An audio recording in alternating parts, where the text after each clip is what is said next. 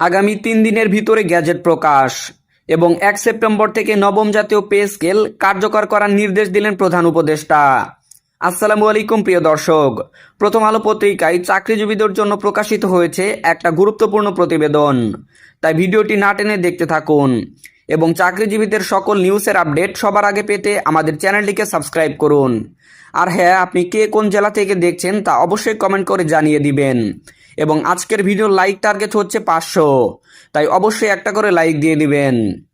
সরকারি চাকরিজীবীদের জন্য আসছে এক যুগান্তকারী সুখবর।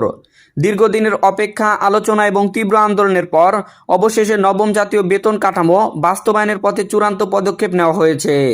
অন্তর্বর্তীকালীন সরকারের সর্বশেষ সিদ্ধান্ত অনুযায়ী আগামী 3 দিনের মধ্যেই নবম জাতীয় পে স্কেলের গ্যাজেট প্রকাশিত হবে। এছাড়াও স্পষ্টভাবে জানানো হয়েছে, নতুন বেতন কাঠামো এবছরের 1 সেপ্টেম্বর থেকে আনুষ্ঠানিকভাবে কার্যকর হবে। অর্থাৎ সেপ্টেম্বর মাস থেকেই সরকারি কর্মকর্তা কর্মচারীরা তাদের বেতন ও ভাতা নতুন স্কেলের আওতায় পাবেন। এই সিদ্ধান্তের জন্য গত কয়েক সপ্তাহ ধরে একাধিক গুরুত্বপূর্ণ বৈঠক অনুষ্ঠিত হয়েছে।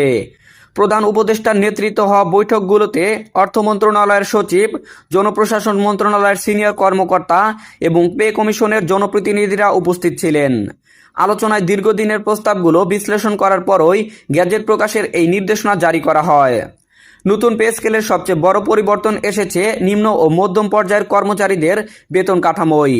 বাজার দর ও জীবনযাত্রায় ব্যয় বৃদ্ধির কথা বিবেচনা করে বেতন উল্লেখযোগ্য হারে বৃদ্ধি আনা হয়েছে। জানা গেছে, কিছু ক্ষেত্রে বেতন 30 থেকে 45% পর্যন্ত বাড়তে পারে। একই সঙ্গে বাড়ি ভাড়া, চিকিৎসা ভাতা, পরিবহন সুবিধা এবং অবসরকালীন ভাতাতেও কাঠামোগত সংশোধন আনা হয়েছে। এবারে নবম জাতীয় পে স্কেল উচ্চপদস্থ কর্মকর্তাদের বেতনও নতুনভাবে সমন্বয় করা হয়েছে। তবে সরকারের পক্ষ থেকে বলা হয়েছে, নিম্ন ও মধ্যম স্তরের কর্মচারীরা সবচেয়ে বেশি সুবিধা পাবেন। অর্থ মন্ত্রণালয়ের উচ্চপদস্থ একজন কর্মকর্তা জানিয়েছেন, গ্যাজেট প্রকাশের পরপরই প্রতিটি গ্রেড, ধাপ এবং পদ অনুযায়ী পূর্ণাঙ্গ বেতন তালিকা জনসাধারণের জন্য উন্মুক্ত করা হবে। শুধু বেতন নয়, ভাতা এবং পদোন্নতির নতুন নীতিমালাও সবার জন্য স্পষ্টভাবে জানিয়ে দেওয়া হবে। নবম পে স্কেলের আওতায় দেশের প্রায় 14 লক্ষ সরকারি চাকরিজীবী প্রত্যক্ষভাবে উপকৃত হবেন। এর ফলে চাকরিজীবীদের জীবনযাত্রার মান উন্নত হবে এবং একই সঙ্গে অর্থনীতিতেও ইতিবাচক প্রভাব পড়বে। বিশেষজ্ঞদের মতে, সরকারি খাতে নতুন এই বেতন কাঠামো ভোক্তা বাজারে অতিরিক্ত চাহিদা তৈরি করবে, যা দেশের সার্বিক অর্থনীতিতেও গতি আনতে পারে। তবে অর্থনীতিবিদদের একটি অংশ বলছেন, নতুন পে স্কেল বাস্তবায়নের ফলে সরকারের রাজস্ব ব্যয় উল্লেখযোগ্যভাবে বৃদ্ধি পাবে। এজন্য অর্থ মন্ত্রণালয় ইতিমধ্যে নতুন বাজেট পুনর্বিন্যাসের প্রস্তুতি নিতে শুরু করেছেন।